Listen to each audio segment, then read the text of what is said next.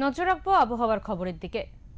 উত্তরবঙ্গে দুর্যোগের আশঙ্কা। আলিপুরদুয়ার আবহাওয়া দফতর সূত্রে খবর, এখনো বিপদের মেঘ সম্পূর্ণভাবে কাটেনি উত্তরবঙ্গের আকাশ থেকে।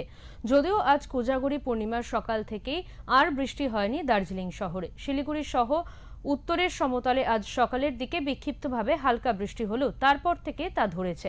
তবে আকাশ এখনো মেঘলা, হালকা রোদও উঠেছে বেশ কিছু জায়গায়। ফলে সকালে কাঞ্চনজঙ্ঘার হালকা ঝলক উপভোগ করতে পেরেছেন এখানে আটকে থাকা পর্যটকেরা। পাশাপাশি দক্ষিণবঙ্গে আজ মেঘলা আকাশ থাকবে সারাদিন। কিছু জায়গায় হালকা থেকে মাঝারি বৃষ্টিপাত হতে পারে। সকালের দিকে তাপমাত্রা 25.2 ডিগ্রি সেলসিয়াসের কাছাকাছি থাকবে।